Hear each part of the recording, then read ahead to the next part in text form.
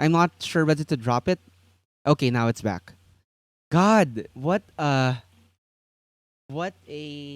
day. What a day for streaming. JP. Uh, you mean I think it's because maybe that storm from Dagoy's is approaching us now, so it's Oh, affecting all of our communications. should we batten down the hatches? Maybe Get through the news topics and make sure your make sure dogs and everyone's your cats are yeah, are secure. yeah. You've got two of both, so yeah, it's gonna it is definitely a concern. Mice and Mystics. Wait, let's catch up with chat real quick. Yeah, so we dropped Moist noise. canceled after Disney acquired Fox. Mouse Guard is an amazing game. Freeze frame again, Mark. And then Dice Chuck says, I have the ultimate gateway RPG. It's moist and mystics. Moist. Moist. Noise. Toit. Toit. Toit, toit, toit, toit, toit. Oit. Oit. So I was saying this isn't on the docket, but this might be of particular interest to most of you who like Alien, as in the movies, Sigourney Weaver, and Ooh. who like Free Legan. So these amazing publishers from shit, is it Norway or Sweden? I forget. Um, but yeah, Egg Embry from N World was able to score an interview with Thomas Harenstam, who is the CEO and the creator behind the new Alien RPG. So it's coming out. Um, it's coming out. Oh God, when is it coming out? I think in 2020. Um, but yeah, it looks pretty sweet. You can tell from the character art that they got the atmosphere down. But check out this interview if you wanna hear about some details behind the upcoming Alien RPG, their upcoming Cthulhu projects, and Ow. also the Year Zero Engine (OGL). So this is of particular interest to me because I am trying to develop something. I've been trying to develop something using the Year Zero engine. It's the rule set that powers things like Mutant Year Zero. Hey, Um, what do you call this? The Stranger Things inspired game, it's Tales from from the the loop. Loop, and yeah, Things from the Flood, the sequel. Dice Struck mentioned that yeah, those both are now out in stores, so it's pretty sweet. Yeah. Um, yeah, if you're a fan of those games, check it out. I'm posting the link here for you guys to browse Oh at your God, we leisure. haven't we've been forgetting to do that, posting the links and shit. Yeah, there Whoops. you go. Moist. Um, Just say moist. Oh, moist. moist. I Okay. said All moist. right. All right. All right. Moist. Uh, okay. What's up? What's up next? We have a Oh, I think Kids article. on Bikes. I think Dagoy played that, right? Kids on Bikes is different. Yeah. It's different from Tales from the Loop. But yeah, Kids on Either Bikes. Sandagoy or Lichcast kept mentioning Kids on Bikes before. I think one of them played it, or both of them played it. I think So Tagoy. Yeah. anyway, let's get on to this topic before our internet crashes again. Yes, we are blitzing through I topics. know. um, that is the mode. Now. So yeah, Polygon got to interview Mike Merles. Ask him a simple question, like essentially how things fit in the D&D timeline, specifically related. Okay, we're back. Are we back? I guess we are. It's green on my OBS. All right. I All see right. a Let's green continue. square. Let's just All continue. right, let's. No, did we So, drop again? No, we yep, didn't. we Yes, did. we did. Holy shit. That was earlier. We're on now. Like we're broadcast. We're live now. We're back up. Can It's I just just say before we go, um, what? Linus Tactics, they've also been having issues with streaming. Really?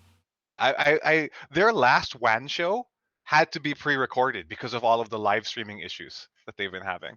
Is there just not enough bandwidth in the Like world in for the all the world. streamers now? Is that what it I is? don't know. I Because don't if know. Linus is having problems, like his setup is, presumably immaculate. Dude, they have their own like private dedicated fiber line. Oh, there you go. You can get that here, but Uh, that's like it's gonna cost like an arm and a leg. But yeah, yeah. It's insane. So I don't know what's going on. They had to pre-record their last stream. Um, but the funny thing is, from their other streaming computer, it works fine. It's just the What? one that they use for the WAN show, and that computer is haunted or something. Okay. That's messed Anyway, up. And so is yeah. what's happening to us right now. But yeah. The last thing to come through from me, according to Dice Truck, was specifically okay. So yeah, about Polygon tried to interview Mike Merles about the timeline of D&D, specifically like how Descent into Avernus works with Baldur's Gate 3, which Larian Games is developing. And essentially they got a well, they say it's a pretty complicated answer, but reading through it, not really.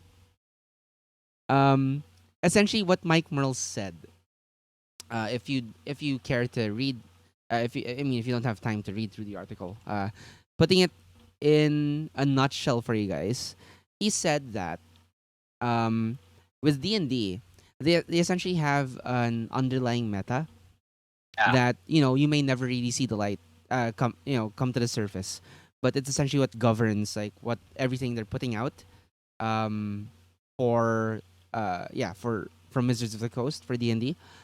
And what that means is that, in addition, they have essentially highlights that they want to hit, where the dates are not necessarily set in stone, even if the sequence is right. So they're not looking at like hard dates and hard facts as much as the truth of what they can the the truths they can tell through the narrative and through the meta, and essentially the sequence of events.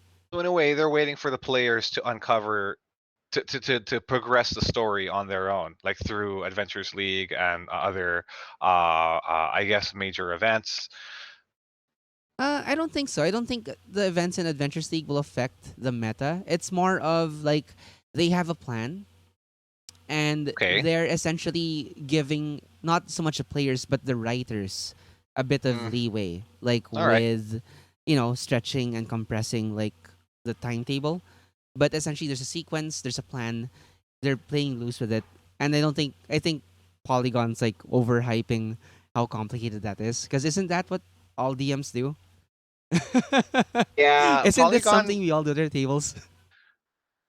and other video game publications, they tend to like not really understand what's going on in tabletop.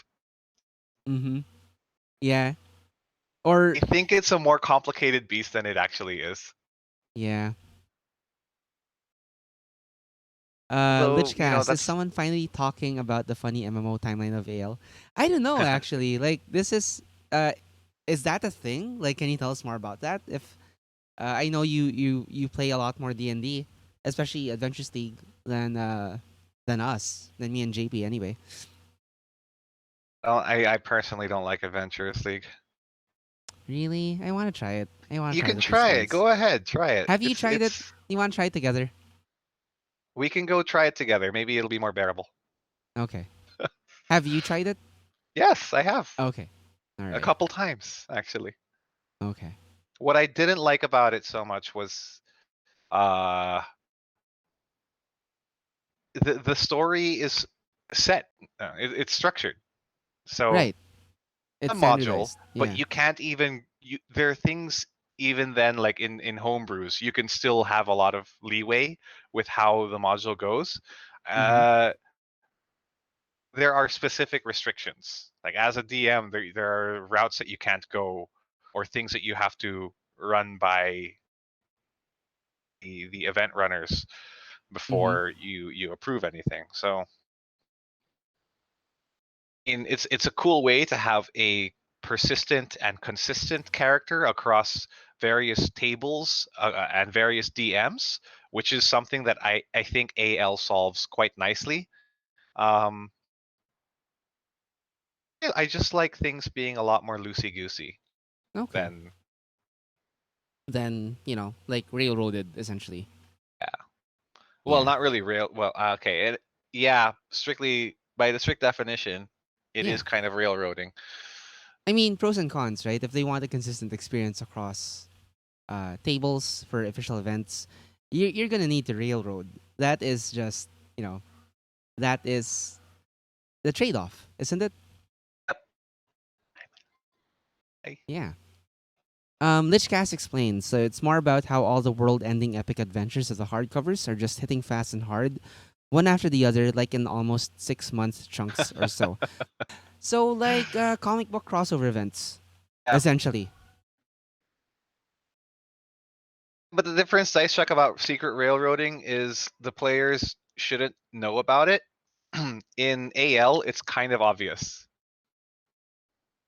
Uh, specifically said before how AL is something that's a little foreign to you too as well, Dice Check. I don't think you've had much experience doing that kind of play, and rather from The last thing I heard is essentially, yeah, like you saying that you recall Dyshock saying he hasn't like AL, the AL format can be a bit um alien, I think is what he said. well, I was basically making the point that I don't think AL is something that Dice Chuck would enjoy either. Ah, okay. Oh my god. But this The internet internet situation today. sucks. It's Oh been man. so good to us, like up until what, the past 2 months, right? Holy crap, it's good it didn't do this when we were streaming on Saturday. Yeah. Yeah. Like I honestly thought of this like a small miracle that we didn't cut out at all last last stream. But anyway, so yeah, Dice Truck asks, you can railroad secretly, and do we ever do that? Yes. Um, yeah, and that's what you responded to. Like, my response would be, yeah, I totally do that. It's just, oh yeah, your freeze frame, JP. Let That's me my fix that. normal face. Santiago is saying he looks so dissatisfied. I'm sorry, that's my normal face. Pretty much every this is from Dice Chuck. Pretty much every game I run starts out with a few minutes of sandboxing, followed by a hook, and then the players get to choose what to do and where to go in the order of things once there's a resolution. I'll often end with something more sandboxing, time permitting. Well, yeah. I think railroading is okay, but I'm not sure. Like, do we have any ALDMs out there? Like, are you allowed to deviate from the structure of the You're not. adventure? You're not? Yeah. Lance Okay. was telling me about like how ALDMing is different from homebrew. Hmm. Basically, there's a lot of things that you can't allow the players to do. Okay. Well, there you go. Maybe Eric can elaborate on that because Eric has been DMing AL, right? Or playing AL. I don't know. Win it, noise. So yeah, like the distinction being like in homebrew, you can railroad, but you're free to also kind of deviate from that and adjust to like the players to the direction and the chaos that the players introduce into the module. But I think yeah, it looks like in AL you can't, and that is essentially where the line is drawn. Um, I think it's like you stick to the module and that's it.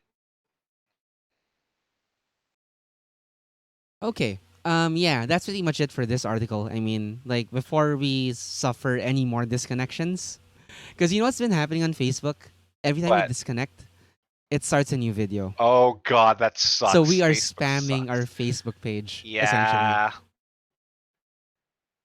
this is not good. Anyway, yeah. So basically, the timeline of Baldur's Gate 3 and D by extension is very complicated. Not so much. Remember, like all they said is that so Descent into Avernus happens essentially in the in the sequence that Lichcast is saying. So like every 6 months, like these world shaking events happen, and Baldur's Gate is just like a big jump into the future from that. The next Baldur's Gate, it's 100 years. So that's and it No, ties I into think the there's a events. thousand years, right? 100, Okay. just 100. So yeah, like I think in the comments you can see people trying to map it out. So you have 1360s DR. That those are the original Baldur's Gate games. I don't And even know so what like DR stands for. um God, I forgot also, but I'm sure someone in chat can remind us what DR stands for in the Forgotten Realms. 1490s DR is Descendant to Avernus, and so 100 years after is 1590s DR, and that's generally the area of the timeline that Baldur's Gate 3 is gonna operate in. So there you go. So yeah, did I post the link yet? I did, right? Yeah, you did earlier. Okay. Yep. Yep. Okie dokie. Uh, Dago's asking, can I be honest and say that I'm not the biggest fan of Mike Merles right now? Of course you could be sure, you honest. can. Of course, this is a, you know, safe zone. Like Oh. we won't close that curiosity door on you, Santagoy. So feel free No. to step through. I love that science teacher. They say this is desired by D&D creators every few years want to operate in a timeline so far into the future that all human NPCs are now dead. It's a cleansing. It's a new slate to work with. No, it's a purge. Yeah, people want the purge. I bet it feels as satisfying as taking a dump. That's clean slate. Sure. Free up your guts. That's it's all good. It's elf The supremacy. sundering. It's it's biased towards elves and dwarves. That's what it is. You can avoid all of this by just not choosing to play D&D and instead play Legend of Zelda if you want on tabletop, which Yes. is the next topic, I believe. Yeah. Oh, I did put the alien one, but it was right after D&D, and we went over that. So it's we're just like D&D's timeline apparently, Just fucking up all just over. all over the place, shitting the bed.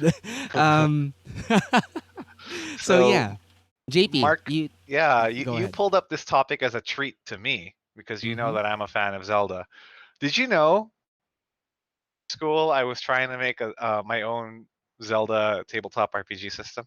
I think you mentioned that. Yeah. I had the character sheet all designed and like how to build puzzle dungeons and shit. Uh huh.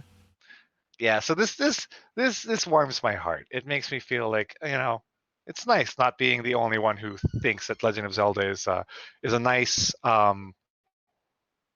Setting. setting Yeah. for playing tabletop, especially since Breath of the Wild, because that game ground and it just showed everyone how much world building can exist at the same time as all of the the puzzle solving and well, I doesn't have the deepest plots, but yeah, there's a lot you can do with the world of Legend of Zelda. So it's nice to see that there are people working on trying to make that playable. Mm-hmm. So what we see on the Kotaku page is an example of one of the character races, the Gerudo. It looks like they're. Is this? It looks like it's 5e based, right? Yeah. No, I don't think it's 5e based. Okay, so Um, this is completely we can go through the completely new. PDF in a bit. We'll find out in a bit. I haven't looked through it. I kind of wanted to reserve this. So yeah. Dice Chuck's saying, I just hope the players don't have to spend the first few sessions just mowing down plants for loot. Nah, it doesn't work that way anymore. Not in Breath of the Wild. You can cut all the grass you want. You won't find anything. I will say this though. Like you mentioned about how the plots can be pretty simple. Like Yeah. I don't know. Like I think simple The works more plots often of than not. the plots of the games are very simple, but Yeah, the lore is deep. is deep, and That's the that's difference.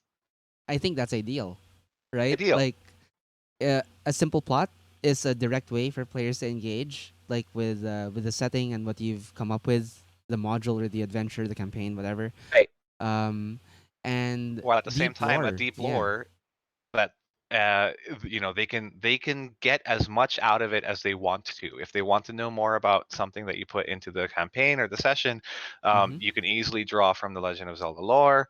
And if they're just in it for killing Stalfuses and solving puzzles and Yeah, and making out with Princess Zelda, then they can get bent because Princess Zelda is sweet and pure, and you can't make out with her just like that. Mm-hmm. Great insight. Um, Dice Chuck says, sword and sorcery plots are as simple as it gets. Simple works and elaborate works too. Depends on how it's implemented. Very true. Hmm? Very true. Um, but yeah, let's get into the actual thing. So if you go to the Kotaku article, you will get a link to a MediaFire online folder with all the with four PDFs. One for the character sheet, the bestiary, which I guess is like a bit of something of a monster manual. Uh, Rebuild the Wild supplement, which I think is an adventure, and the core rules. So I've opened the core rules here. So yeah, Okay. you can see JP. You can probably uh I'm yeah just following along by watching following along. the stream. Okay, there we go. So yeah, you let's see what system they used. Right. Let's see what makes a Zelda game. Grounded fantasy. Okay. Those who came before. So yeah, deep lore. Oh, many, many, many pages here. Humble Dang. beginnings. It's a full document. It's Yep. 279 pages. So yeah, this is a work. This is a passion project. Very cool. So they specifically say that problem solving and video game logic are facets of Zelda that people Yes. should work to retain. What do you think that means, like by video game logic? You know how in video games you see a red barrel, you automatically assume that if you shoot it, it explodes. Mm-hmm. Mm-hmm. I think that's what it means. That there are tropes that you can draw from video game and Legend of Zelda in particular that would lend itself to easing your design process when you're working on making a Legend of Zelda campaign using these rules. Right. So you should to use those because it's what makes Legend of Zelda and games fun. Yeah. Even if it's not something realistic, just put it in there that are available that everyone knows about so that everyone's on the same page about this game, which is fun first. At the end of the It- campaign, Zelda will say, "I'm sorry, but your princess is in another castle." Sure, and then after that, you load them into the Super Mario campaign and say that you've been playing a virtual game this whole time. I like the idea of having a save game in a save state in a tabletop RPG. I think that would make a lot of players a lot more adventurous with trying Yeah. stuff. But yeah, just like I don't know if I'd allow saves coming, but because that it just seems like a monumental waste of time. You know, Yeah. like Yeah. like once is okay, and then you kind of have to live with it. I guess if I were doing that. So it also features like an ancient irredeemable evil and recurring elements like races, spells, techniques, and so on. So let's see. Let's see if we can glean any insight onto what kind of system they're using. So, all right. I have a Well, they feeling. definitely have a game master, so it's Yeah. not a GM-less system. Oh, I have a feeling about this. I think it might be fate inspired. Okay. Okay, so it says that the first step is to determine a concept, which is very fate like. I Yeah. might be Uh, jumping the gun here, but yeah. Like what kind of character do you want to play? For um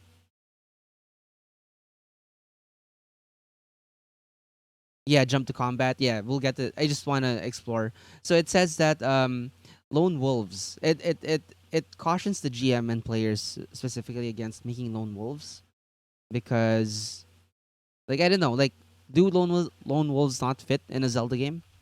well, you play as a literal singular hero, so I don't know. I Maybe don't know just for about the that. tabletop version. Definitely, evil characters will be an issue, right? You don't Yeah. play Yeah. evil dudes in Zelda, In Zelda, evil and the embodiment of evil only came about through the selfishness of Ganon, and prior to that, because of the god Demise. So, right? yeah, there wouldn't be JP evil dropping some characters. huge lore bombs here. Like I I know more Zelda lore than I do D&D lore, so awesome, there's awesome. that. Okay. I'm just Well, Mm. I'm taking it all in right now because this is brand new to me. Seeing someone make a Legend of Zelda tabletop rulebook. I've Okay. wanted this for so long. Yeah. Um, I know. So, Oh, it's using happy, traits. This sounds fate. and it's okay. Okay. So you have 80 tokens of heroism to spend across all 24 traits, and you can bring any trait up to a maximum of 5. So it looks like the traits are already like aspects, and there's lots of different aspects. They're already listed out, and you just put 80 tokens into them. All right, let's jump forward. I'm gonna follow Dice Truck's advice, and we're gonna jump forward To the combat. into, yeah, we're gonna look for combat, and let's go back to the table of contents. So, playing the game or combat basics. Which one do you think would be more enlightening? Probably combat basics. I think you and I could glean a lot from just seeing that. Okay, so Look, there's attacking. luck rolls. What the heck are those? Oh, I didn't notice that. Well, maybe we'll run into it. So attacking is 2d6 plus accuracy plus weapon bonus. So I guess Yeah. that means it's not fate. It's not quite fate, No. but um, essentially you're trying to hit the targets against the target's concentration, evasion, or vitality, as specified by the attack's text. Okay, and if your hit roll equals or exceeds a score, then it hits or the effect hits. Otherwise, it misses. All right. If you roll a 12, so double sixes, it's a critical hit.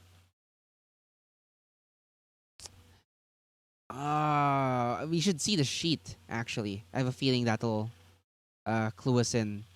Let me bring up the sheet. That art that was on there with Zelda as an archer looks very Final Fantasy Tactics to me. It does. There's a bunch of different art styles in this. Yeah. You can tell it's fan made because there's no Yeah. congruity there. Let's look at the character sheet. Where is it? I think this is it. Interesting. You see Waiting for the this? stream to catch up.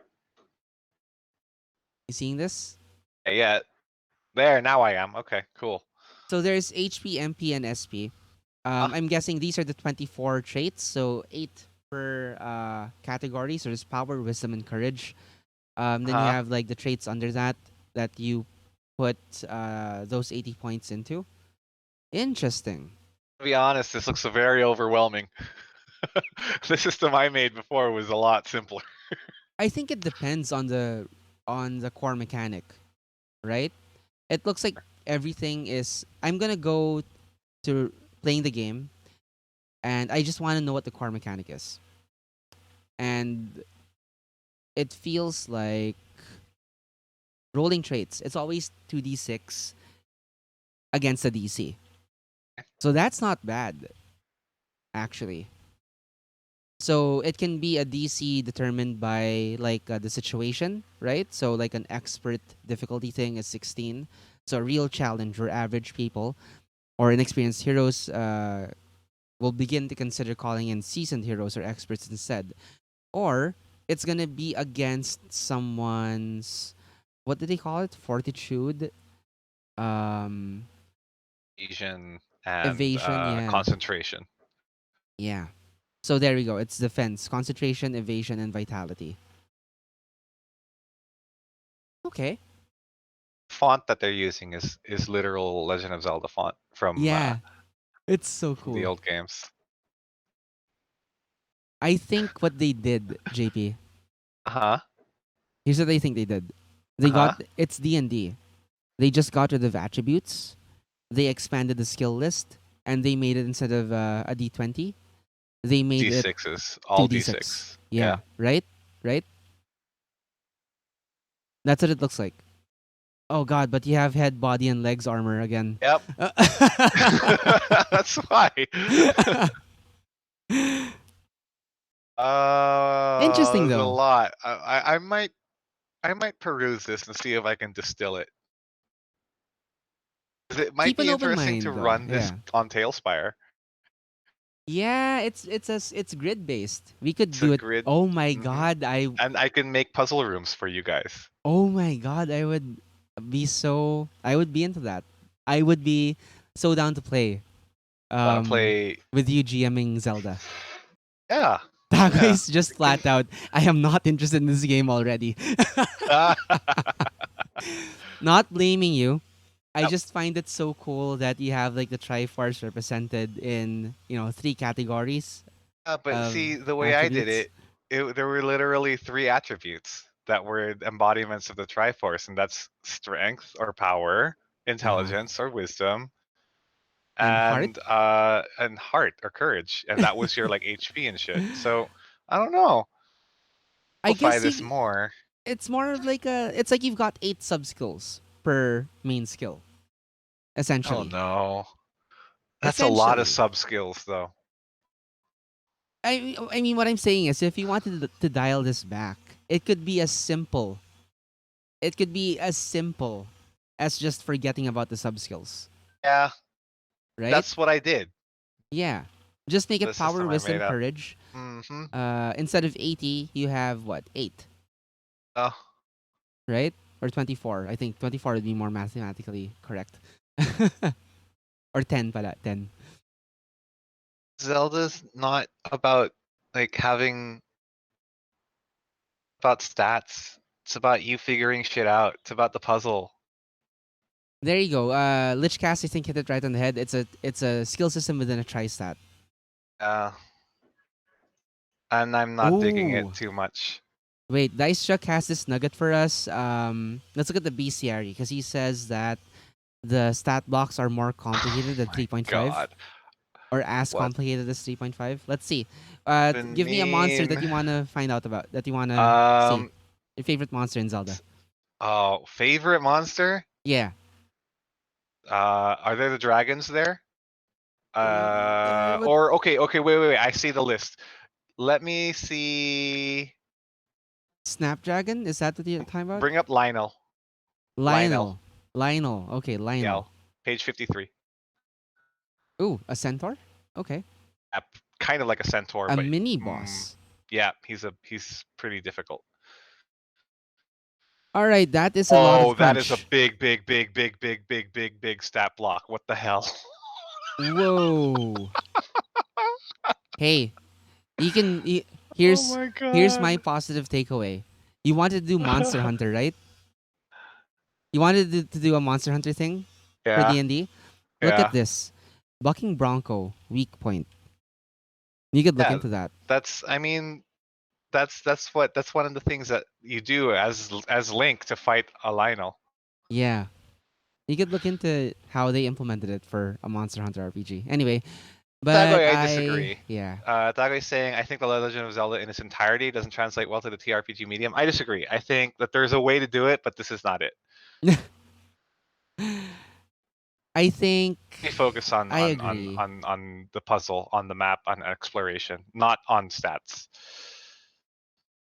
Yeah, this is, gotta say though, like the amount of work that must have gone into this, and I'm sure like you can't please everyone, right? I'm sure Yeah, somewhere out there someone is raving yeah. about this interpretation of Zelda into the tabletop medium, right? Um, it's yeah, like I just gotta say like this took a lot of work. Did, and I'm not It's pretty knocking that. impressive. Oh man, Dice Chuck says it's likely that this game, he thinks it's likely this game was made by a person that has played D&D third and probably nothing else, or is essentially a fan of D&D third and Pathfinder, from that branch of our um that side of our RPG community. Yeah, it's probably, yeah. Tagoy agrees too. Yeah, man, and to think like I was way off. What are my first words? Oh, it sounds like Fate. I could not have been more wrong. Fate would have been the more ideal way to play a game like this. Fate with maps is my interpretation of how to make a good Zelda tabletop interpretation. All right. Okay. Well, do you want to Yeah. move on? Yes, please. I was excited for this, and now it sucks. So I'm let's sorry. maybe the next topic one is more interesting or more well executed. Yeah, let's see. So this was linked to in their own like where is it? Like their own forum. So you can see it when you from its homepage, right? You can see you might also enjoy, and it says here Pokemon Tabletop, and that's where this brings us. Apparently, they're also I don't know if it's the same people. Honestly, I have no idea, but they are making a Pokemon tabletop game, and it looks pretty interesting. So they have some design diaries up, right? Right now they're play testing. Let's look at the custom move lists. I think that'll, following Dice Chuck's idea, like looking at combat, will tell you a lot about the system. Okay. Yep. So it opens up a Google Drive folder, Pokemon Journeys playtest materials. I guess that's what they're calling it, Pokemon Journeys. Let's look at what do you want to see: abilities, battling styles, moves, Pokemon Journeys. What is this? I don't know Core if we're looking at the same core thing because rules. I'm seeing something called Pokemon Tabletop United. What? Yeah, that's what I'm seeing. Pokemon Tabletop United, not Pokemon Journeys. Ah, yeah. Like I'm looking at the Google Drive folder. Okay. Like the Well, name of the Drive folder is Pokemon Journeys. Maybe they still have to settle on a name, an actual name for the thing. you just went to the link, PokemonTabletop.com, Uh huh. and then on the downloads and links, I clicked on the first one, which is Ah, Pokemon okay. Tabletop United. Okay. I went to the design journal link, Oh, I see. the playtest materials. But all right, let's open this. It's a big download. I don't know if it'll finish in time. It's for me. Okay. I Oh can't man, download it because my transfer quota has been exceeded. that Oh sucks. well. Let's look Well, at I the have it. playtest materials. Sure. Oh my So god, they have Mudkip. so What is this? man. Okay, hang What on. is Basic game this? mechanics. So it's a D20. D20 roll. God. When a trainer or Pokemon takes on a challenge, they roll 1d20 plus their quality value to resolve the challenge roll. Qualities are strong, quick, subtle, insightful, focused, charming, and intense. Okay, so it sounds like approaches. Uh, I am betraying like my heavy fate inclinations. um, Maybe my it is story picks are fate. breaking JP. I'm sorry. No, it's fine. Uh, I saw an actual stat block for the can you send a monsters. screenshot over? Like Yeah, it's sure. too Which big, the actual let's see. PDF. Send me a screenshot. I'll put it up on stream. I'll send you a screenshot of Mew. Oh, okay, cool. Uh-huh. Snip. Here you go. Very fate. I'm telling you this now. It's very Yeah, fate. I'm liking it. I'm liking what I'm hearing. You might like this a lot more than the. I'm liking what I'm hearing. So it's in Uh, our Table Talk Mondays chat. You should probably. It okay. might. I don't know if the restream bot is gonna take it, but it might show up on our chat too, in the restream chat. Oh yeah, it might. Okay, so yeah, this is Mew. Mew. So you have base stats, HP, attack, defense, special. Uh, based on what it says in the core book, do Pokemon have different stats Even in than? Pokemon in the game. Yeah. What's what? Oh my God, they call it IVs and EVs. Mm-hmm. They have different internal values and extrinsic, intrinsic values and external values. So that from those are derived their actual combat abilities. Okay. Okay. Interesting. Yeah, All right. So yeah, it's let's translate. stay It's in all here. there. So they have you have types like yeah, Mew is psychic. They have basic abilities, advanced abilities, and a high ability. Okay, like you guys are free to kind of go through these with us and investigate, because are we looking at the same thing? No, Because I downloaded this honestly, from the same website. yeah, but like the playtest materials look so different. Because there is no mention in the playtest materials core rules of things like HP attack defense. Or wait, let me scroll down. Oh, okay, there it is. Dang. All right. Huh. As Chuck was saying, too bad there will never ever be a Harry Potter tabletop RPG, at least an official one. The Critical Role crew had a one shot where Laura Bailey DM'd a Harry Potter themed version of D&D 5th Ed. It was pretty fun.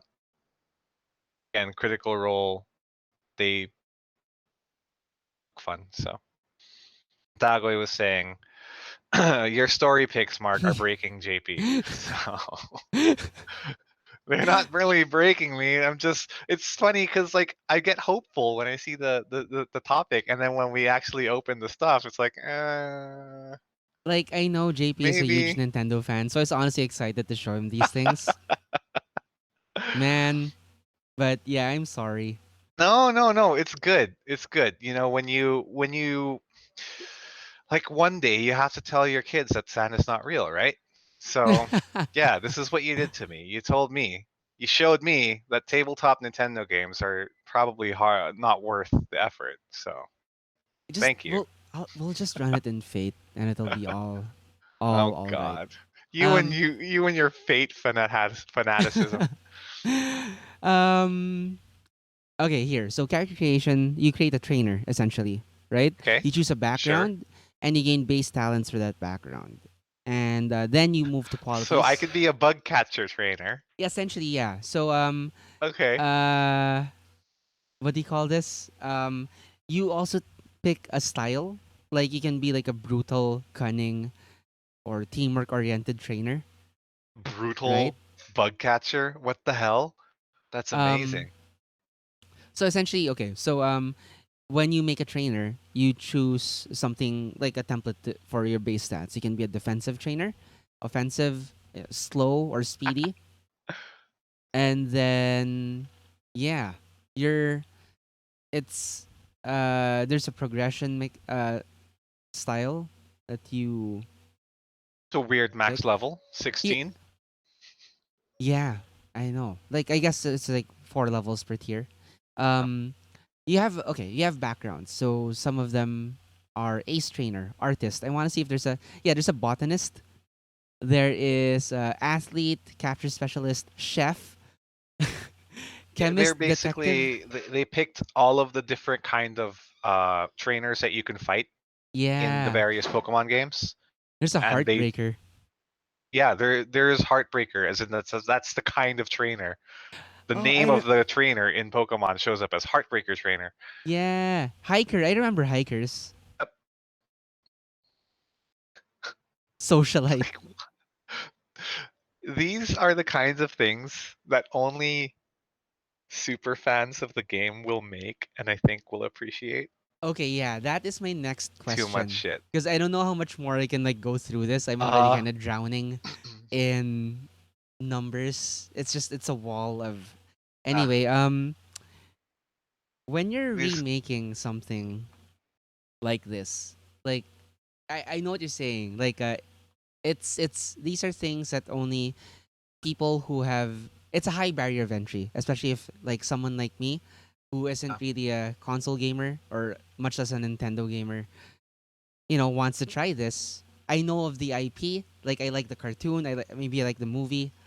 Um like I've seen gameplay of Breath of the Wild but not actually like played a lot of Zelda games. Like is this the wrong way to go about, like for you? Like if you were in your personal opinion, is you've said that this isn't the way you'd go about remaking a Zelda game or a Pokemon game. Uh what would you do differently?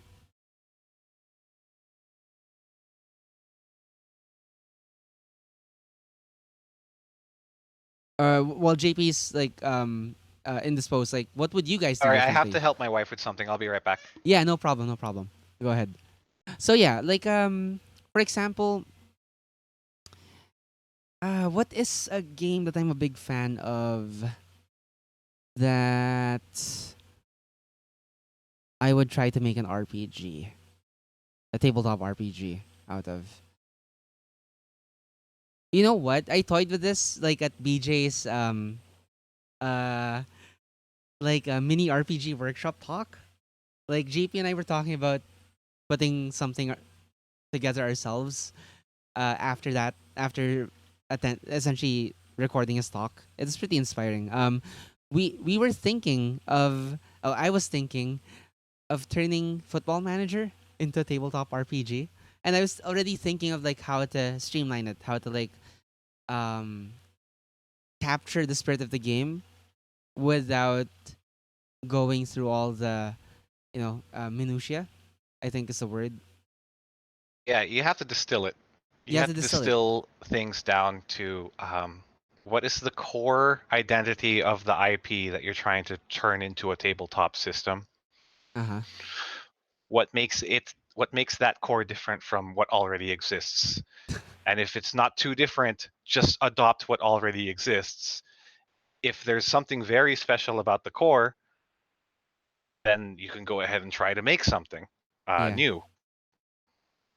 Example with Pokemon, I think what they are the strongest point there was the capturing and training of the various monsters that exist in the Pokemon universe already. They didn't have to go and make so many things about your trainer alongside the monster. No one cares Right. about that when you're playing Pokemon. They just care about the monsters. The whole game Right. is you, growing close with one or two or your entire party of monsters, and and kicking ass with them.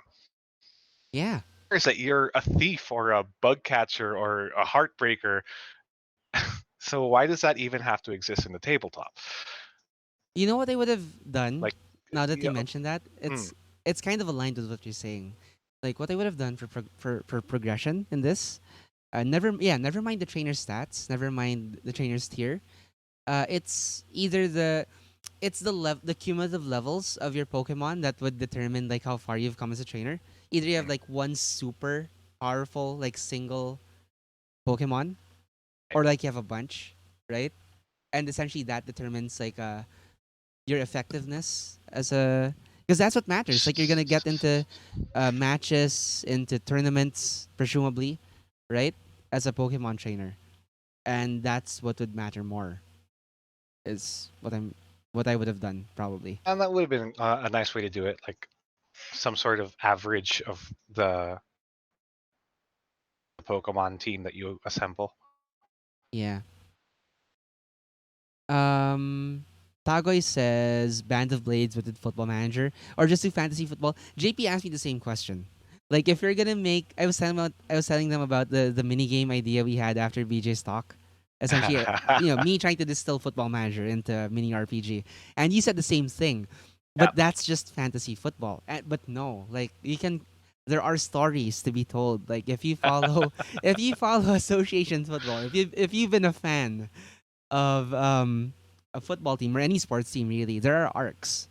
And like what I was saying, like my the ideas I was bouncing off of JP like on the day were, you could design in much the same way that what do you call this? Philip and their crew like structured the um the events of an awkward family dinner around the holidays, and also like what Joskar and crew did with filming an action movie with multiple like leading men trying to compete for the role. You can structure it. You can structure like the narrative, and essentially that's what I think that's ideal for mini RPGs, right? Because you want it to be a one-shot format, like sit down and play really quickly. So yeah, that's what I was going with. So it's not quite fantasy football. It's still an RPG where you roll dice and have a story. Anyway, sorry to digress. oh, it's relevant. Um, okay. What are our other topics for today? We have a couple of more. So just the Die RPG open beta and the Gloomhaven PC trailer. So we're almost Even done. PC trailer? What the hell? There's gonna be a Uh, PC game? for Gloomhaven, yeah, they're porting it in much the same way as Oh, Catan has been fuck. ported. Uh, Scythe, I think, has also been ported to PC. I'm more excited for that than the Legend of Zelda and Pokemon TRPGs that we just discussed now. Just catching up with chat, Eric also shares that Lichcast says his white whale is translating the MMOV. What's MMOV RPG Virtual. genre? Ah, okay. Into tabletop. Did well with using Fate, but Free Allegiance engine looks pretty good. Is that the Year Zero engine? Because I'm a big fan of the Year Zero engine. I just think there's so much you can do, so many permutations. That's why I went with it instead of Powered by the Apocalypse for what I wanted to make, the Ronin RPG. So yeah, Dice Chuck says Cartoon Talking about Action cartoon Hour. action What's horror. that? Yeah. Wait, did I forget It something that sounds we like talked about it's. before? No. Okay. Oh, Sorry. no. I think he's talking about this in relation to why video game tabletop adaptations aren't so good. Um, when he posted this, I was talking about distilling things down into their essence. So Okay. he's saying Cartoon Action Hour works so well since death doesn't happen in 80s cartoons. You don't get damage. You get setback tokens. The system itself is congruent to the tropes of 80s cartoons. Toon is another great example of a system that is tailor made to fit the genre. Okay. For Okay. example, you have a Cool. really smart character and need to get from one cliff to another. You will use your smarts to get across, where a character with a super low stat in smarts will fail the dice check so badly that they will walk across on thin air and not fall because they are too stupid to obey the force of gravity. Ah, all right. So it follows the logic of the genre essentially. Yeah. Hey Yeah. Don. Yeah, Pokemon, but it became more like a meh Pokemon Na, discussion I mean, after yeah. a while. I don't mean to, to shit on this because just like the Zelda RPG we just talked about, this is obviously a labor of, it's a passion project. Like people are super passionate about Pokemon, right? It's just I think that as a someone who's a casual fan of Pokemon, like this looks like quite the challenge to learn. So I'm probably not the target market for this, and that's why I'm having this reaction. Oh no, that's very true, Santagoy. Mark is very nice compared to me. Like if you get to know the both of us, I'm sure you would dig Mark a lot better than me. I'm kind of hard to digest. I'm a person who on first meeting me, I hate you. When it's just really it's my face and my manner of speaking. I'm very blunt. Mark is a lot more diplomatic, which is but why he handles the socials. I have no patience for that shit.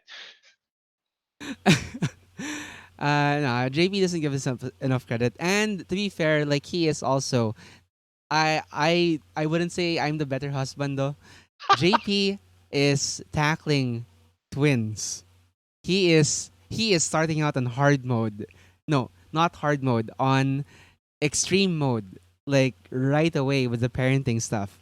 So yeah, like I just have a different difficulty setting. I think that's what it's like. Oh man, I agree with that. JP is just perpetually dissatisfied. Yeah. Yes. Yes. Yes. Yes. Oh my God, Dante Must Die mode. Oh, Devil May Cry was so fun. The first one. That was the only one I played though. The first one. The rest I was not interested in anymore. I don't know why. I think it's charm, like essentially, Wore you itself know, out yeah, after the that's first game. the first game is it. I mean, the rest are, like they don't do much to expand on it. I think, like in terms of the flavor. Or am I wrong? Like I could be totally wrong. I don't, I don't just know. saying. I also don't know much about the rest of the lore because I only played the first game, but that was the one that hooked on it. Yeah, speaking of hooks, actually this is not about hooks at all. I just Like I couldn't think of a proper segue. So we have, we featured months back, Yeah. a comic book where it was on Polygon. Essentially, the people, the people, the person who made the comic book, I think in a weird manner of like method writing, came up with an RPG to kind of inform the consistency of his setting and what he was doing, and also because it's like very, I think it's very like dot hack. Also, like what the story he's putting out. Yeah. So yeah, he came up with an actual RPG, and it's just come out in its open beta stage. So it's you can get it here. Oh It's my the Die god. RPG for the Look Die at comic. this shit. Have you opened it yet? Have you taken a look at the manual? Let's do it. Yeah, the manual. Let's go to Oh my god. introduction. Look at page 6 like right away. It's going to Okay, be a page clusterfuck. 6. This is going to be so weird because you have to create two characters. One, the character, What? and second, the character being controlled by that character. Dude, Whoa. played by Okay. another dude disguised as another dude. It's yeah, Robert Downey's prophetic you know. Yeah, shit. Okay, so all right. Introduction to the Die RPG beta. Die is a role playing game. Um, the standard mode of play involves between 1 and 5 players and a game master. Die's main mode is horror fantasy. So how much it leans towards either horror or fantasy, it's up for the table to decide. Um, oh yeah, very relevant to Eric what he was saying about MMOVRPGs, VRRPGs. So Sure. okay. I don't know though. I mean, like it's oh god, that sounds so confusing. Each player generates two characters: the identity of the person in the mundane world, and the identity of that person in the fantasy world. Clearly, this can be confusing. For clarity, a persona is a person it's in the in mundane it's world. in the manual. Clearly, Yeah. this could be confusing. And the character is an individual in the fantasy world. The player controls the persona who controls a character. All right, so to break it down, example: Lucy is sitting down to play. She generates Bob, the depressed IT guy, who is then transformed into a towering barbarian rage knight in the world of Die. Lucy's the player, Bob is the persona, and barbarian rage knight is the character. The Okay, barbarian. levels of meta.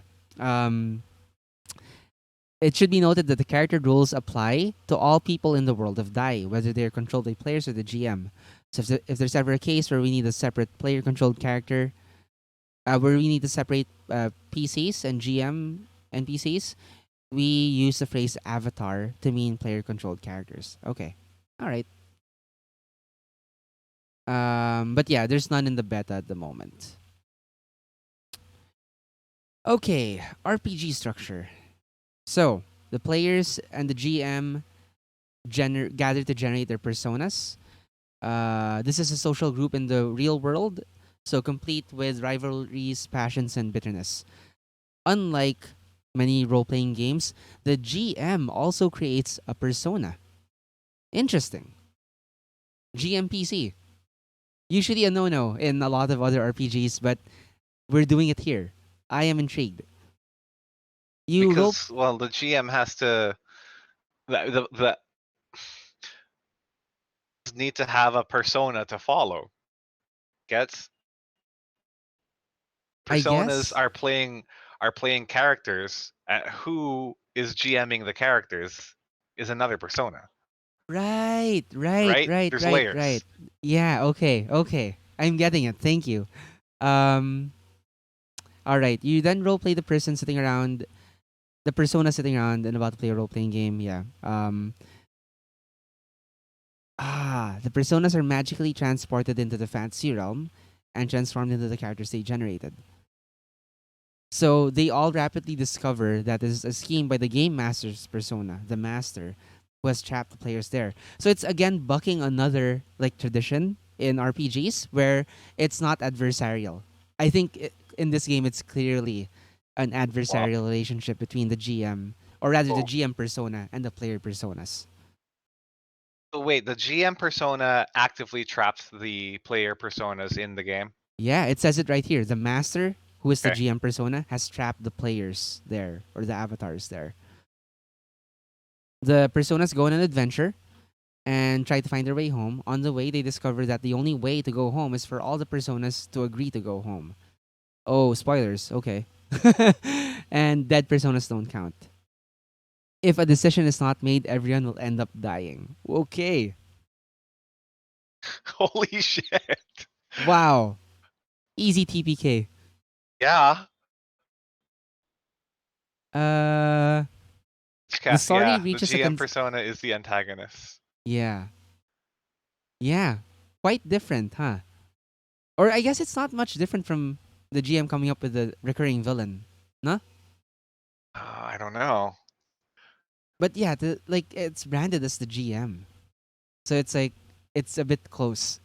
The story reaches a conclusion as the personas come to a consensus on whether to go home or not, which includes the game master's what? Includes the game master's persona. While it's possible that a Uh, peaceful consensus will be reached, it's equally likely that the players will have to fight the game master's persona to go home.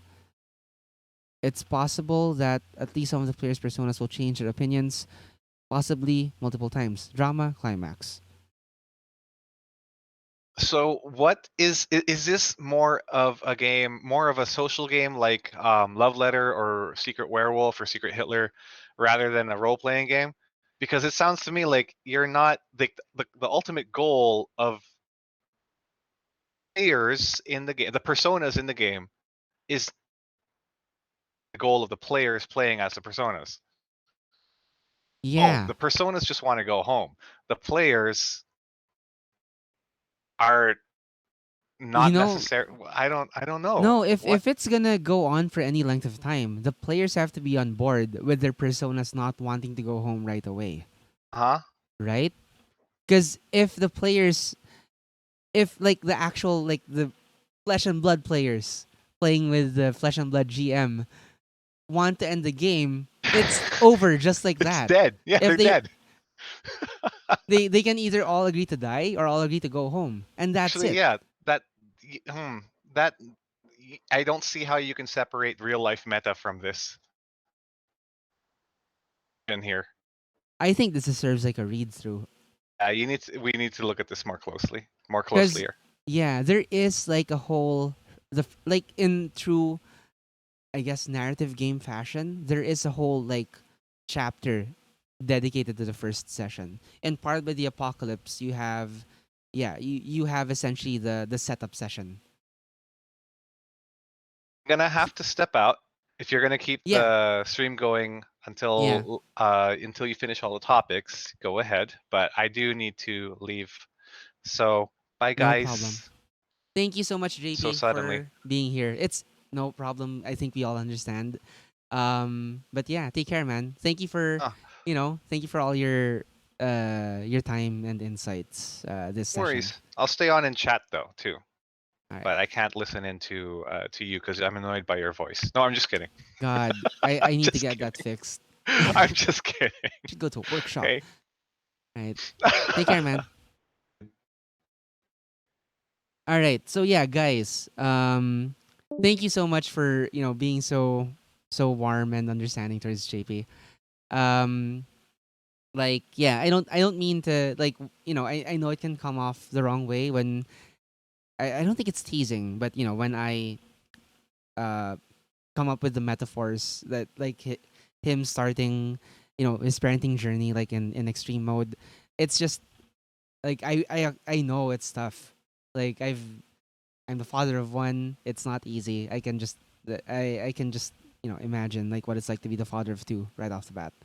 So yeah. Let me just fiddle a bit with our widgets so I can. Oh no. Okay. So I can. There we go. Yeah, that's what I did. Switch to the big topics list, and Yeah. So this game, frankly, I think it does need a lot of. It deserves. Yeah, we got. I gotta read through this a bit more. Maybe I'll talk about it again next week on Table Talk after reading through the this PDF. Um, but yeah, I think same for any. Yep, I won't forget his topics. Thanks for the reminder. Uh, yes. In the same vein, it's like a lot of narrative RPGs. You kind of have to sit down with the players and talk about like what you want to accomplish at at the table. Because yeah, if the players are gonna like essentially kill the session right off the bat by everyone agreeing to want to go home right away, it's it's gonna be a short session. Night Dice Chuck, thank you for dropping by. Yeah, you know, if it sounds if you know people who might be interested in this, please do share it. Yeah, keep the dice rolling. You too, Dice Chuck. Take care. See you next time. Night. Yeah. So this game also emphasizes having the X card, which is like a safety mechanism in games. Like if anyone's uncomfortable with because it is horror, right? And that can get out of hand pretty quickly if you're not careful. So the X card is just another way for to make sure that everyone's kosher. So I like that. The X card does not mean that someone has fucked up. It means someone is uncomfortable and we should be polite. That's a good distinction. I like that. Okay, I think I already left the link in chat, so you guys have it. Please feel free to look through it. Let us know what you think in our Discord. We have our Discord. So I'm gonna go quickly, really quickly, through our last couple of topics because it's just about over anyway. So we do have a Gloomhaven trailer for you. So yeah, let's have a look. So this is the early access trailer for Gloomhaven. I'm gonna open it in YouTube so we can take advantage of the larger video screen. There we go, and I'm playing it now. Oh, let me put up the link to Polygon, to the Polygon article too, for you guys. I'll catch up in chat too, real quick, while it's playing. So and respond after, like if responses are needed.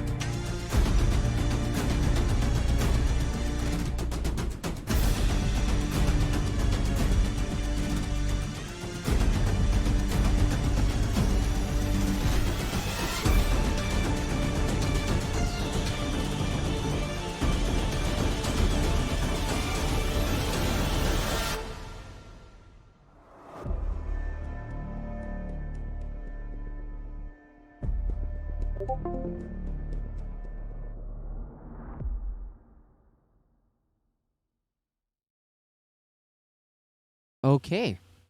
You see like what I've been binging these past few these past few weeks.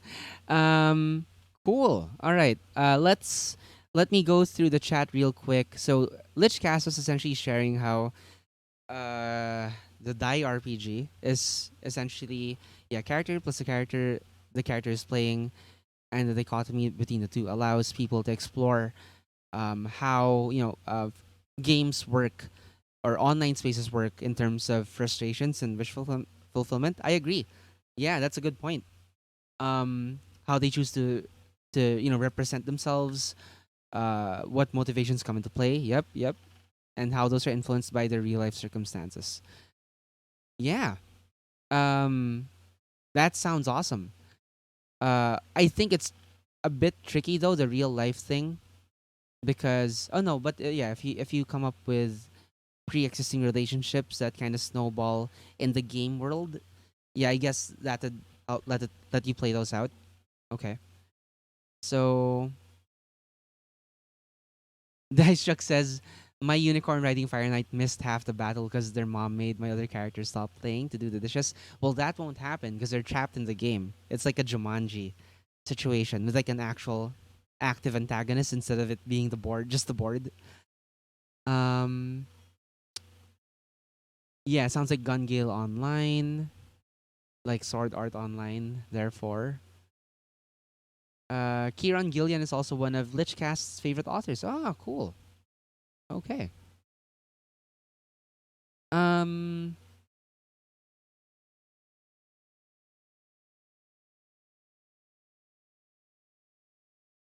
All right. Yeah, I think I'm caught up with chat more or less. Uh, yada yada yada. Yeah, you can now. Okay, yeah. So back to the topic at hand.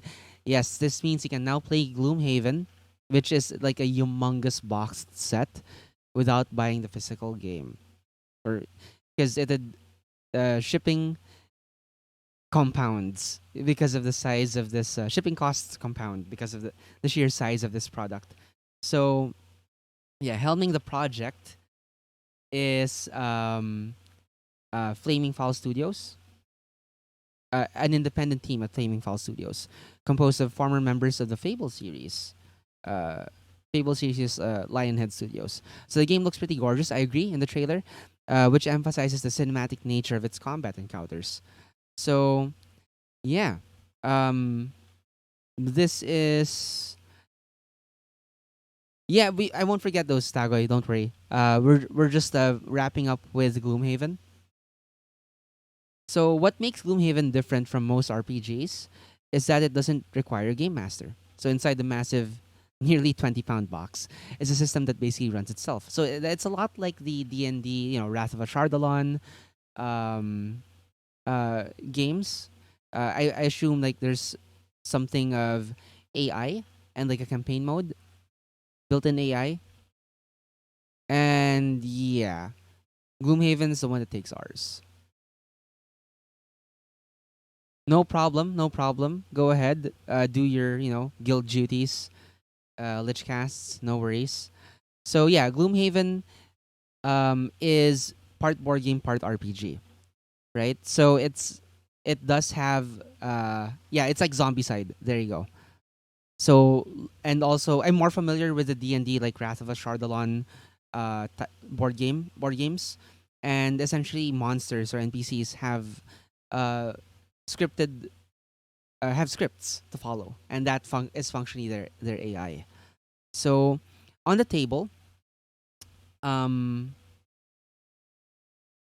oh, I didn't know it was diceless. So yeah, the article says add to that an entirely diceless combat system that runs on cards alone, and you've got something truly unique. I did not know it was diceless. That's pretty interesting to me.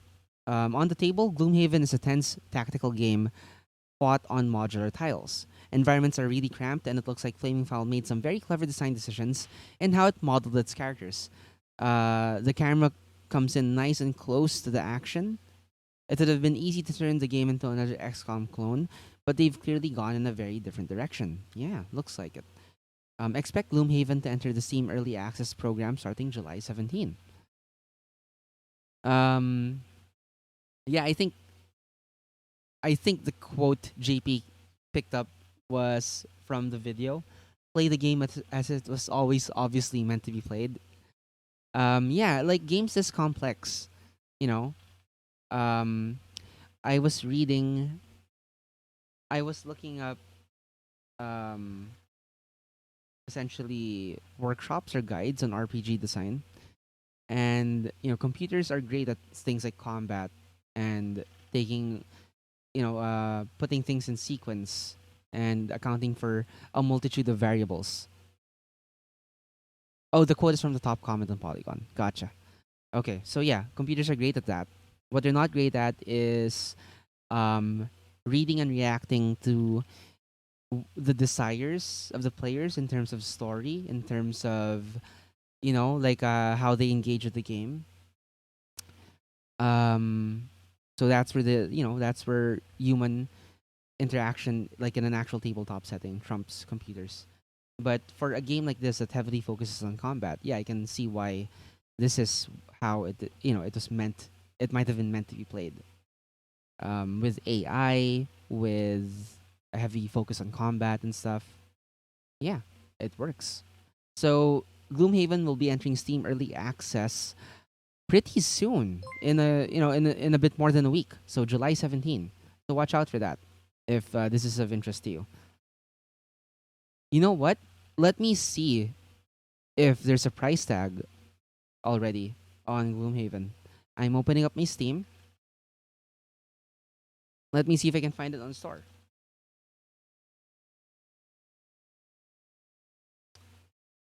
There, it's already got a page in the store. Planned release date is indeed 17th of July, but there is no. I'm adding it to my wish list as we speak. There is no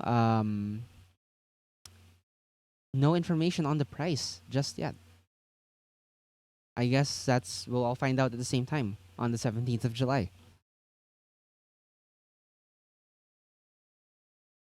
Hey, thank you. Thank you for coming by, Commander Pulsar. Santagoy Twilight Imperium. Let me refresh myself real quickly.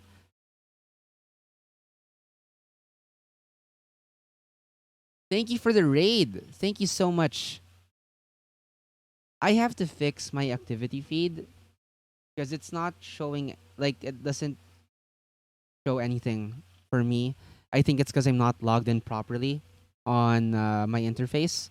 So I am gonna, yeah, I should fix that like after the stream for the next stream. But yeah, thank you so much for the raid. Um, I hope your stream today went well. Yeah, how is that going? How is your homework with the RPG design workshop? How's that coming along? Okay, GM Danny, thank you for the subscription. Oh well, you're gifted. Thank you, Reveus, for gifting all these subscriptions to our new viewers.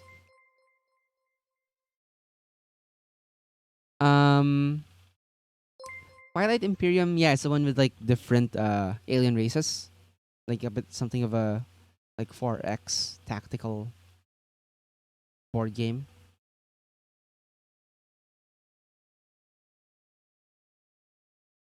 Anyway, we are about done with the topics that I slated for today's stream. So, thank you, JP, for putting Tagoy's topics up on the docket.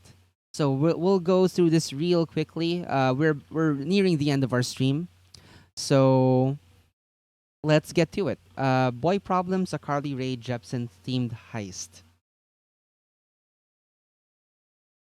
Interesting. I am so curious about this. Let's see what this is. So this is on boyproblems.itch.io. A Carly Rae Jepsen themed heist tabletop RPG one shot. Rules adapted from the TTRPG system Lasers and Feelings by John Harper.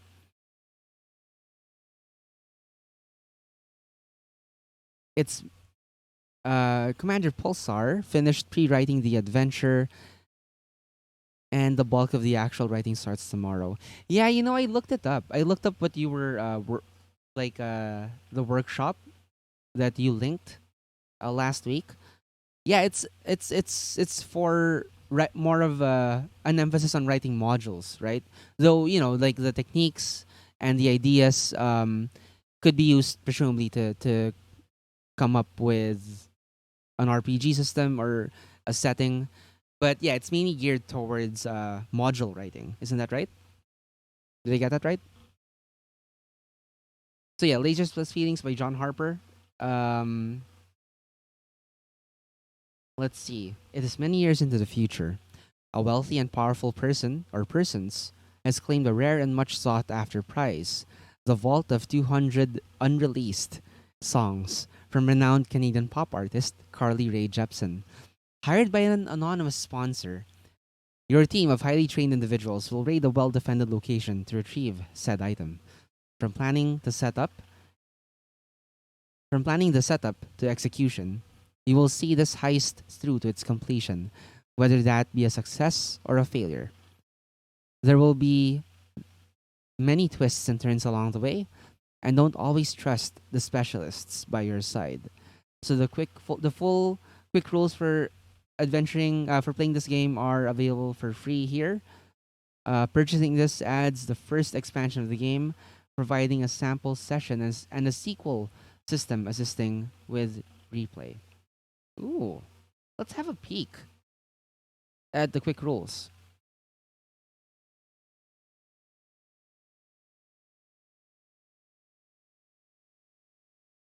Wow, I like his website. Let's check the PDF.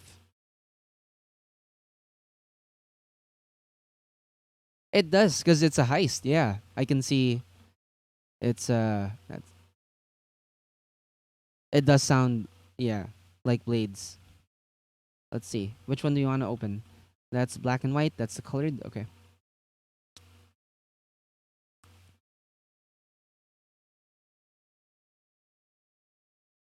Okay, there we go. Yeah.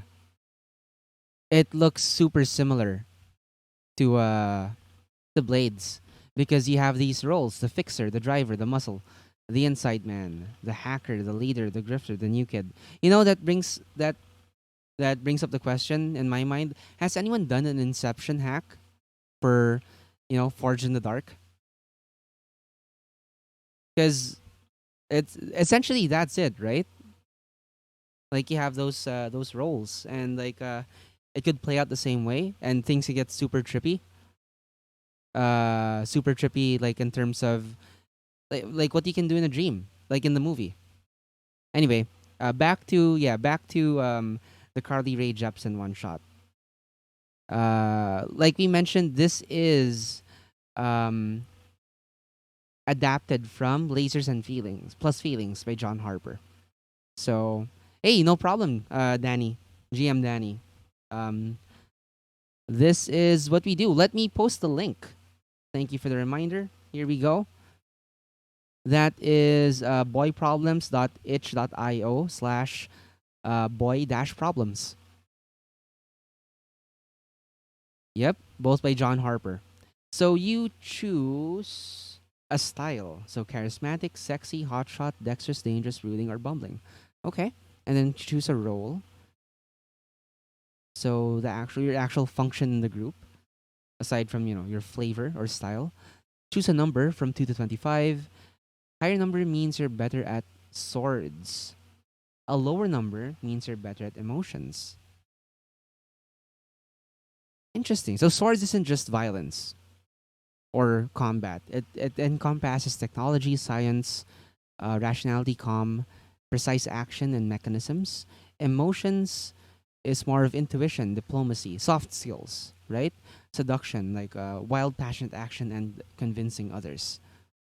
Um, give your character a cool heist name. Okay. Um, all part of the fun. Each role gets one bonus item. Fixer gets a blowtorch. Driver gets the keys to a getaway vehicle. The muscle gets a stun baton. Inside man, a map of the facility. That's one of my favorite items to get in Blades. Like when I'm the God, what do you call the talker? Is it face in Blades? I have the most fun playing that archetype in Blades because you can always get a map. The hacker is gets an auto hack. The slide. Thank you, GM Danny. There we go. The hacker gets an auto hack device, single use. Leader gets an item to look cool. Cigar, sunglasses, lighter. Player choice. Map is spider. Oh right, that's because I was playing a bit of a like a homebrew. Yeah.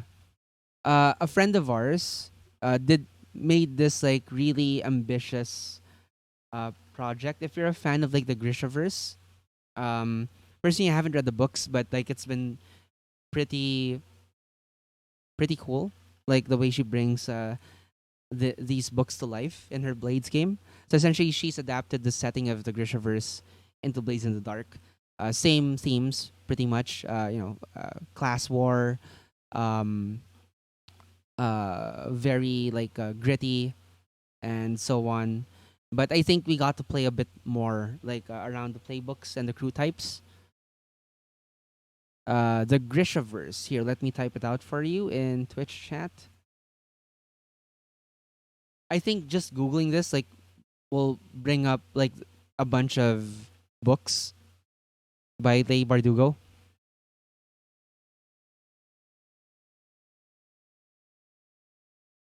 Like all those books are under the Grishaverse. So yeah, Grishaverse on Google should get you those books. Okay, player goal, pull off the heist or have fun unsuccessfully doing it. Character goal is separate. Choose one of the following or create your own. Steal an item of great value, break into a secure location, get into a fight, trick or seduce someone. All right. You get to pick a vehicle, create a vehicle, and give it two qualities, two strengths. Okay, fast, nimble, powerful shield, superior sensors, cloaking device, or subtle.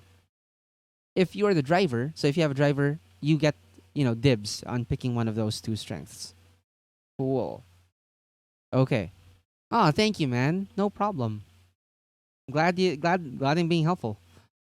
So okay, here's the resolution mechanic. It's 1d6. Very straightforward. 1d6 to find out how it goes. Plus one dice if you're prepared, plus one dice if you're an expert. I guess, and that's up to the DM, to you and the DM to kind of hash out. So roll your dice and compare each die to your number. If you're using swords, you want to roll under your number. If you're using emotions, you want to roll over your number. So that's how you pick a number from 2 to 5. So because the higher number means you're better at swords, and you want to roll under that.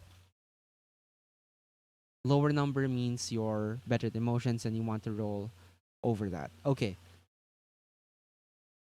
if none of your dice succeed, it goes wrong, and the GM gets to say how things get worse. If one succeeds, you barely manage it, so you do it, but there's a complication, harm or cost. Very Blades language. I love it. If two dice succeed, you do it well. Great job. No, I guess no complications, no other whatever. You do it, and you're good. And if three dice succeed, you get a critical success, so you get some extra effect. Nice. Yeah, success at a cost. Perfect. Thank you. I haven't played Blaze in a while, but yeah, super super awesome game. Um, I think last week we featured Band of not featured. We talked about Band of Blades, which has recently come out, and how that's also a nice like twist on the Blades in the Dark um template, right? So like instead of it being a crew of smugglers or thugs, like you're playing members of a company. That's pretty sweet. Yeah, this Carly Rae Jepsen thing, I think is perfect for a one shot. Sit down and play. So if you roll your number exactly on any one of the dice, you have cut to the feeling. You get special insight into what's going on. For those of you who aren't fans of Carly Rae Jepsen, yeah, that's a nice nod to fans of her music. Yeah, Blades meets the Black Company for Band of Blades. Yeah, pretty cool. So okay, yeah, you cut to the feeling, and you get a special. That means you get special insight into what's going on.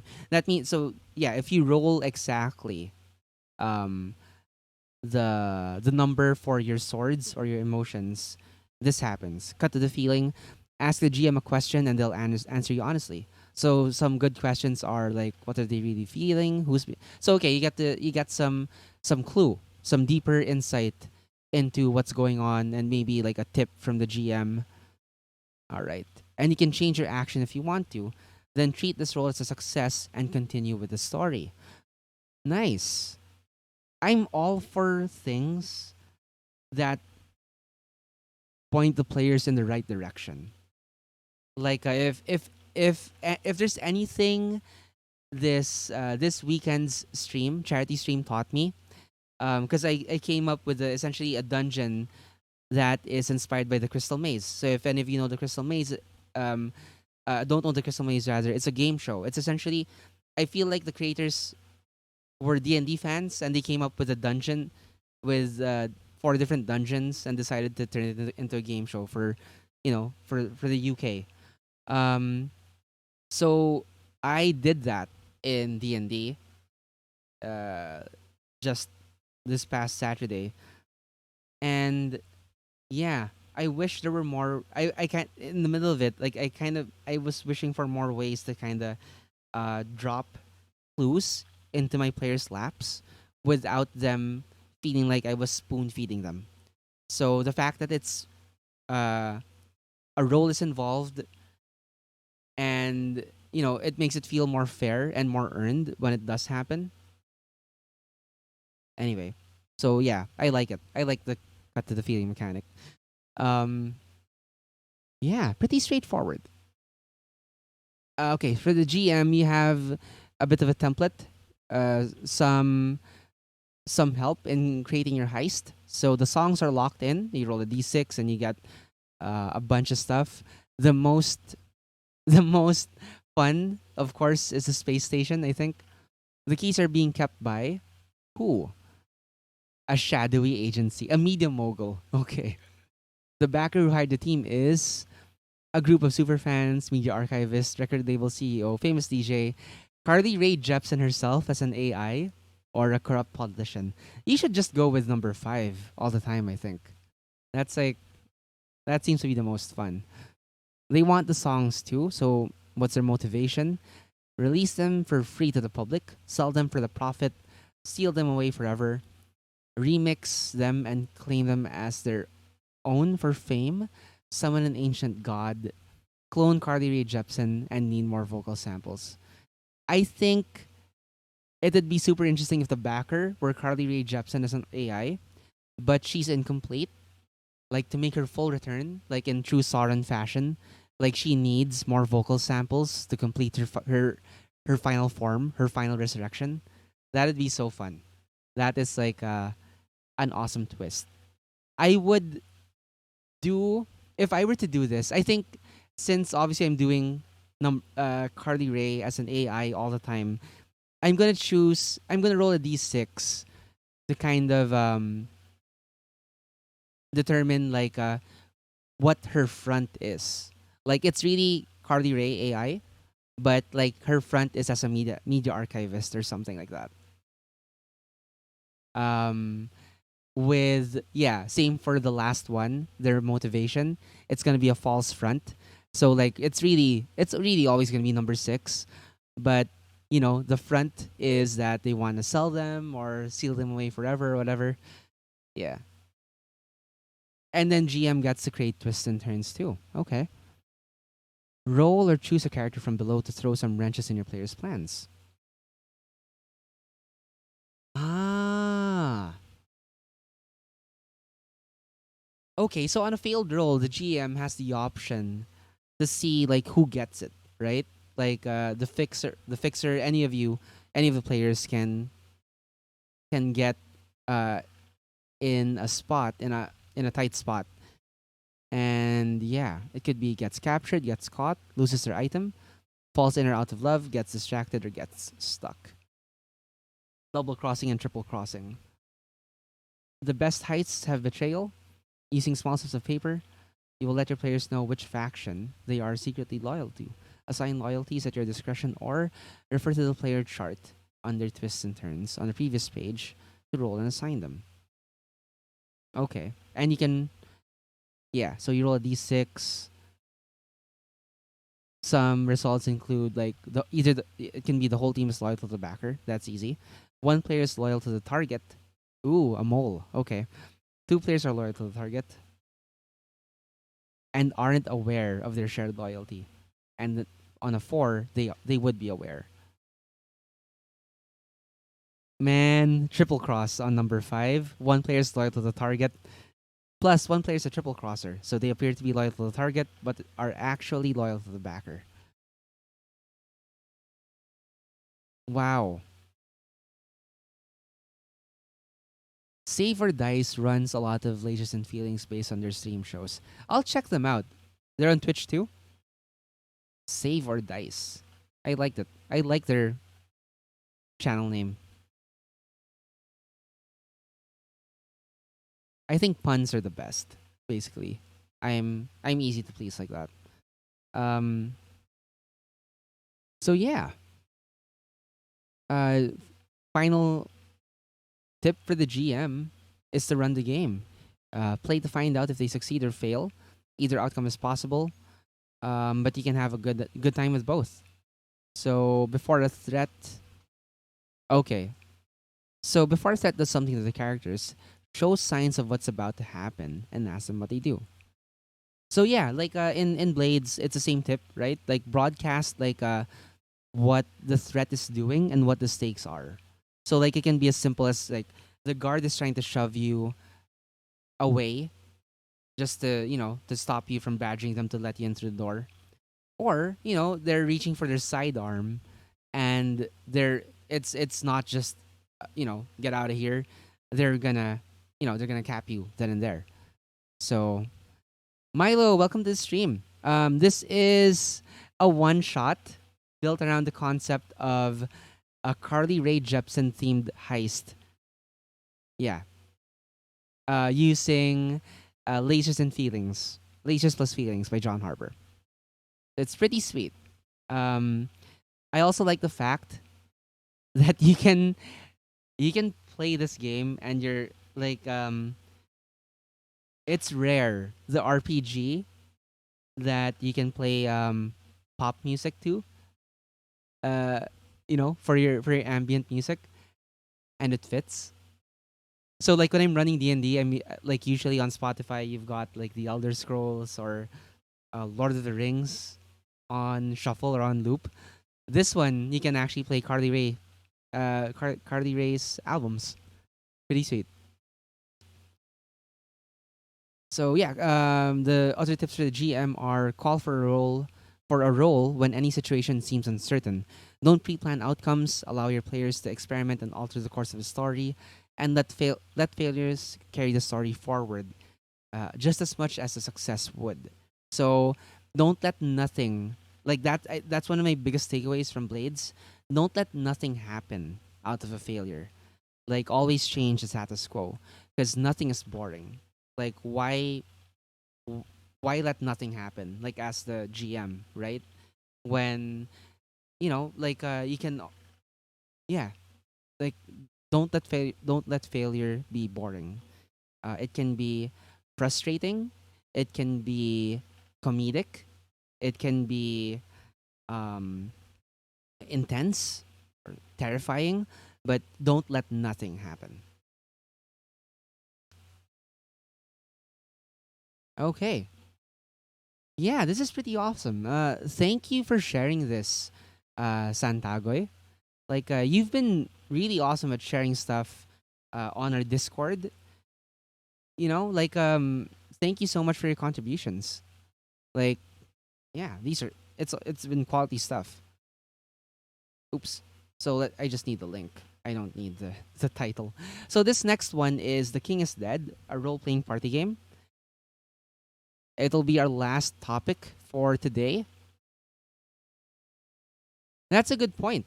Commander Pulsar shares, flip it around and try not to let success be boring either. Like, it's not just like you hit and do damage, right? Like, you want it to kind of carry the narrative forward too. Like, when you hit the guard, like, it's not just like he just doesn't take take like so and so damage. Like they're already thinking like, whoa, like this dude swings pretty hard. Like maybe this is above my pay grade or something like that, right? At some point, like it's not always gonna need to be a fight to the death or a fight to unconsciousness or whatever. Like yeah, you can kind of add like the motivation to live outweighing the motivation to get paid at some point in there because they will, they will run when it doesn't look like it's worth it anymore. Or maybe they're zealots and they won't run. And the important thing is like you communicate that and that enriches like what's going on at the table. So yeah, it's all good. Um, yeah, let's see. The king is dead. Okay, so this is on itch.io too. Man, you have your finger on the pulse of indie games on itch.io, huh? Tagoy. It's pretty cool. Thank you for the tip. The king is dead. The king of Bantiv, Avard III, High Prince of House Dillistone, and sovereign of the Seaward Coast, has died without an heir. Civil war is certain. You're a young warrior prince or warrior princess of one of the loyal houses of Bantiv. You're caught up in this looming war of succession, and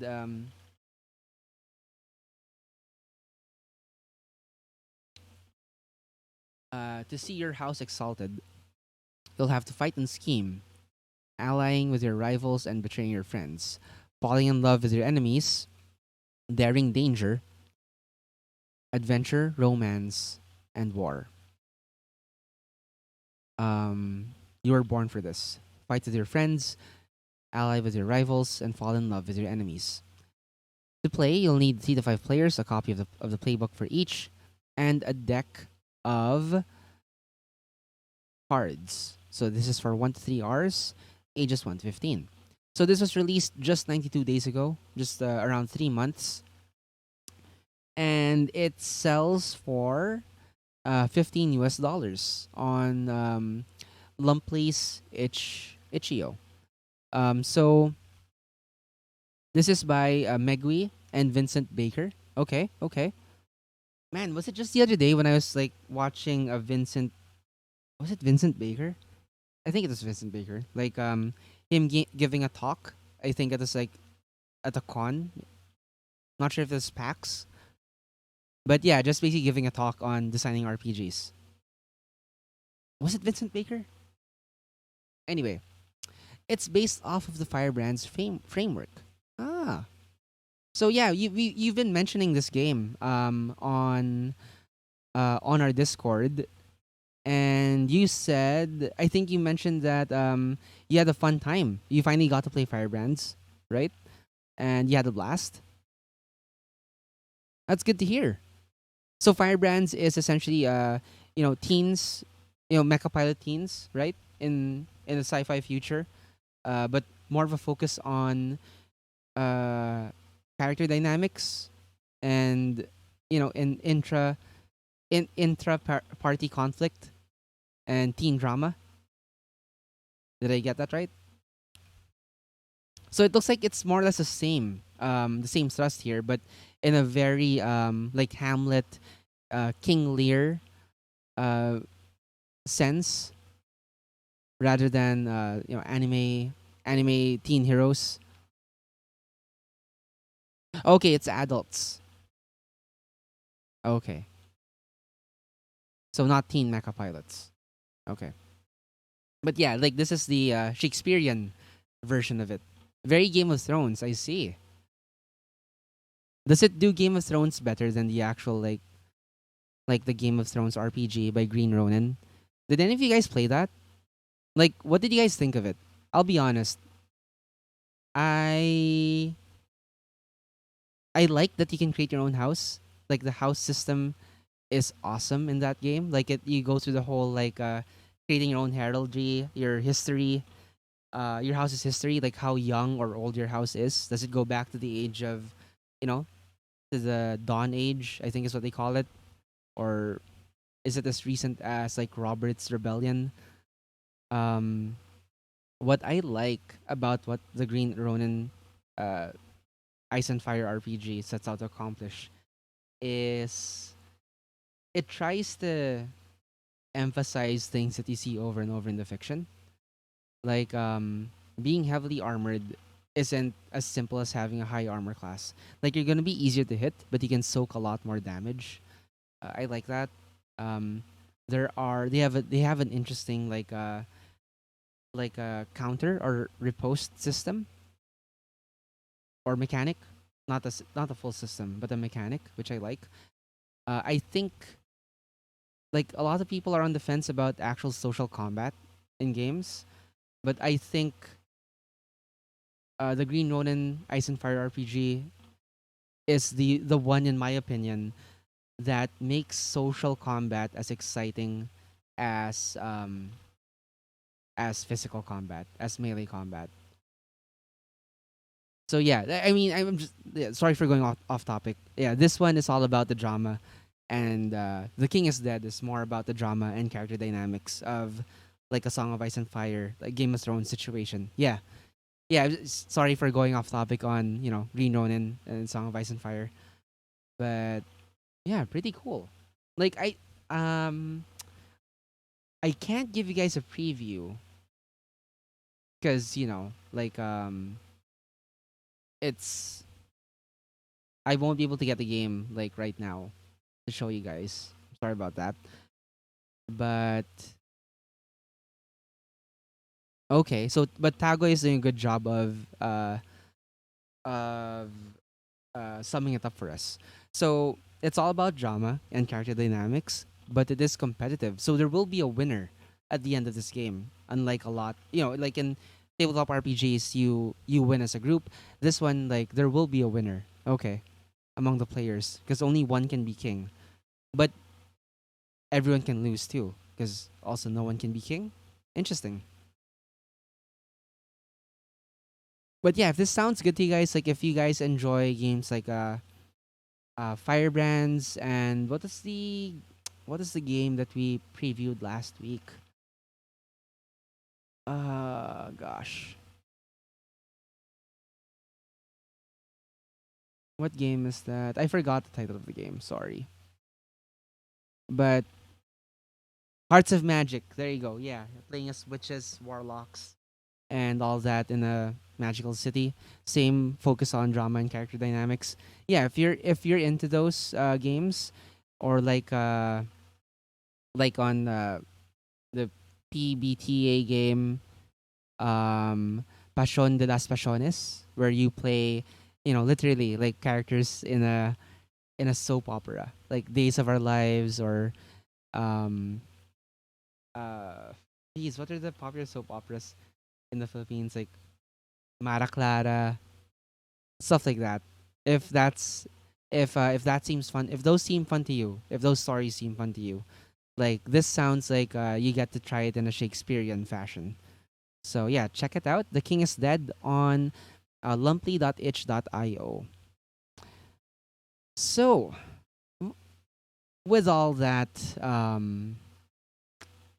uh, we've completed our all the topics on our news docket for today.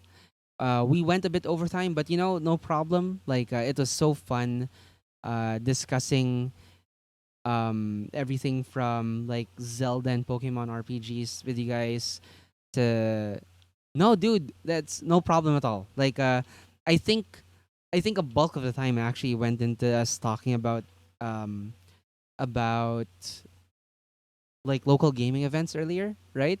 Like we did a lot of deep dives in this session, honestly.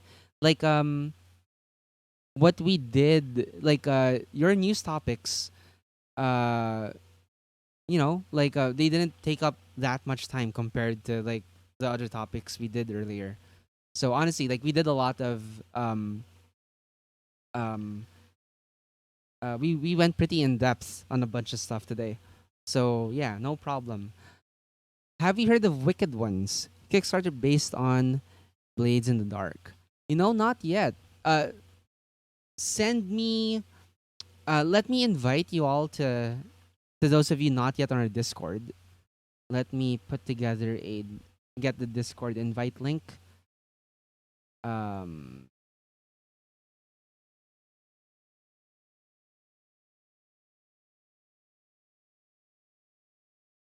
hang on.